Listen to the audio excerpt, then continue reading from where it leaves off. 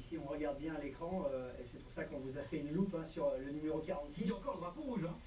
Il y a le drapeau rouge depuis un bon moment, tout le monde n'a pas encore enclenché la vitesse, alors que l'Italien est déjà dans sa course et pour essayer de prendre le meilleur départ possible. Et c'est ce qu'il a fait.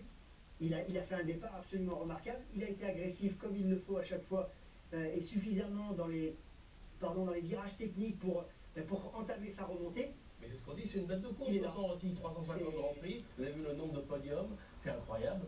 Et toujours une motivation énorme après toutes ces années. Moi, il me bluffe de week-end en week-end. Mais là, c'est pas courant parce que franchement, il était déjà prêt à partir, prêt à bondir, alors qu'on en était encore à passer le panneau pour dire bon, on va s'élancer. Vous qui l'avez côtoyé sur le départ, il est comme ça, vous sentez qu'il lâche rien.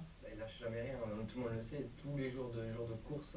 S'il a eu des soucis avant, il oublie tout, il fait un ça dans sa tête, et il pense à donner le maximum. Et voilà, il y avait même une fois, je crois, Edwards qui disait qu'il avait vu ses data de la course après course, il comprenait pas ce qu'il faisait, il rentrait, il perdait l'avant partout. C'est quelqu'un qui pousse et qui se pose plus de questions le long de la course. C'est un artiste, hein. Mais c'est comme voilà, c'est l'animal qui bondit sur sa proie, hein. Quand on voit comment il est sur la grille de départ. Eh bien justement, on va leur montrer cette image parce que c'est intéressant, c'est une image qu'on avait franchement jamais vue, on l'a vu se concentrer, etc. Donc vous voyez, ça dure bien 10 secondes où il est bien préparé avant tout le monde et il s'élance. Il y a une autre image aussi qu'on n'avait pas vue depuis très longtemps, c'est lui les yeux fermés, à côté de sa machine, la tête posée sur le carénage, à genoux.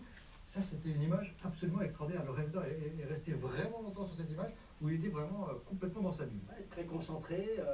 Il y a des moments où on en a plus besoin que d'autres. Quand on est loin, quand ça n'a pas réussi aux essais comme on le souhaite, il y a quand même son coéquipier qui fait très très mal à tout le monde, et notamment à lui. Hein. Il n'y a rien de pire quand on est pilote. Hein. C'est son coéquipier qu'il faut observer. Et on la voit, cette image, elle est formidable. De toute façon, c'est un grand monsieur et ça fait des années qu'il nous fait rêver. 38 ans, il y a un bois pas possible, de la presse dans tous les sens, tout le monde veut lui parler, on lui donne. C'est la star là-bas. Et il est aussi. Ça hurlait exactement. Et il ferme les yeux, il garde ses lunettes, il a incroyable. Ce qu'il faut imaginer, c'est qu'il a raté tous les essais, à l'exception peut-être de la Q1 pour passer en Q2. Ouais. Tout le reste, ça a été une catastrophe. Mais voilà, même le warm-up, quand il y va. La question, il en a forcément, mais c'est incroyable. Aucun autre pilote au monde ne serait capable de revenir de situations en qualification et warm-up aussi difficiles. Ouais. Mais comment il sort de la grille, c'est hallucinant. Il a vraiment fait un départ exceptionnel aujourd'hui. Ce que je trouve étonnant, c'est qu'avec l'âge, moi je peux vous dire, j'ai conduit jusqu'à assez tard, la motivation est un peu différente au warm-up, aux essais. Par contre en course, j'étais toujours très très rapide, que je redevenais moi-même, c'est-à-dire bien concentré sur tout ce que j'avais à faire. Et ben moi j'ai l'impression que Rossi c'est un peu ça aussi. Il est tellement fort en course que c'est incroyable. Ouais, ça veut dire, on va voir d'ailleurs qu'en course, il est aussi capable de choses assez extraordinaires parce qu'il a senti qu'il ne pouvait pas chercher Vignales, il a suffisamment d'expérience pour le savoir. Par contre, il savait que autre chose était à sa portée. Et Mike, à un moment, il y va quoi. Ouais, il y va, il lâche jamais. Il a observé toute la course Crutchlow et puis il a trouvé l'ouverture.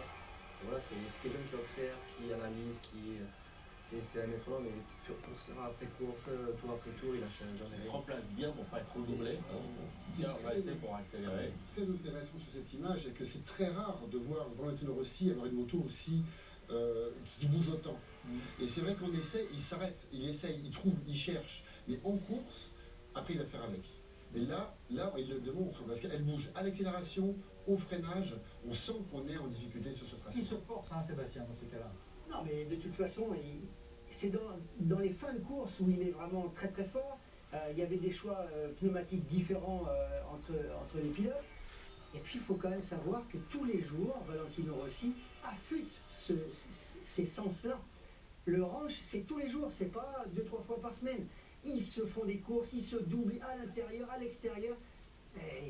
Il lâche rien, il est avec les jeunes, et ça, c'est ça qui est excellent. Il poste d'ailleurs des photos, je sais que les furieux du Moto 2, on est en train de se tirer une petite bourre. C'est les vidéos les vidéos, Mike, les vidéos, elles sont incroyables. C'est super parce qu'il n'y a que des jeunes et tous les jeunes veulent le battre, et donc lui, il est obligé de se surpasser tout le temps. Il voit des jeunes qui font des nouvelles choses, donc il prend, il se nourrit de tout, et c'est ça qui est super chez lui. Et c'est ça qui est, j'aime bien ce que vous venez de dire sur il se nourrit de tout, c'est vrai qu'il n'arrête pas. Et puis la motivation, la passion qu'il a, parce qu'il a tout gagné aussi. Il pourrait se dire, j'y vais plus, je prends plus les risques. Et ben il est toujours là. Bravo à lui. Il est toujours là. Félicitations. Effectivement, il nous épate, même si Vignales est un grand champion et que Bien sûr, également. il est en début de carrière. Bien donc, sûr. Et ils vont en gagner, lui, des Vignales. Oui, ça c'est certain. On va mettre un coup de projecteur quand même sur Johan Zarco. Vous l'avez entendu au micro de Vanessa Guerra. Il était forcément heureux, forcément rassuré, pas sur sa vitesse de pointe. Il savait, il l'avait vu au Qatar qu'il pouvait aller très très vite, mais il est rassuré d'avoir terminé la 5e place. Et puis alors, une vraie baston. C'est-à-dire qu'il a été au charbon, quoi. Ah, très fort, très fort. Il a rien lâché. Il a fait un choix technique encore différent des autres. Il faut savoir que les 2 Yamaha officiels étaient en médium avant, médium arrière. Johan a choisi médium avant, hard à l'arrière. Ce qui est assez rare comme choix. Et il arrive dans cette catégorie-là, il essaie des choses, il tente. Il a pris lui aussi un départ correct par rapport à sa position sur la grille. 14e. Et il est remonté. On avait parlé d'un top 5. Je pense que c'était à sa portée. Il l'a fait. Comme l'a dit tout à l'heure Randy, il efface un petit peu la mauvaise course, si on peut dire, du Qatar, où malheureusement ça se termine par une chute, sa déception, quoi, parce que c'est vrai qu'on aurait aimé le voir poursuivre sur cet élan-là, mais formidable ce que vient de faire Johan ici sur son 2e Grand Prix, top 5. Non, il peut être fier de lui et toute l'équipe aussi. Et puis je peux vous dire, nous, si si vous êtes comme nous chez vous, en fait, finalement, on vibrait, parce que sa remontée, elle est extraordinaire.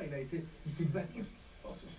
Qui confirme ce qu'il a fait au Qatar. Ah oui. Au Qatar, c'était particulier, il part en tête, il voit qu'il peut lâcher les autres, il fait un intérieur incroyable à Marquez. Donc à un moment donné, il peut commettre une erreur par manque d'expérience. Mais là, il fait un Grand Prix, une remontée superbe, il va avoir plein d'informations, parce que c'est la première fois qu'il finit vraiment un Grand Prix MotoGP. Donc alors, il a fait une grosse perte ici pour la suite de sa saison.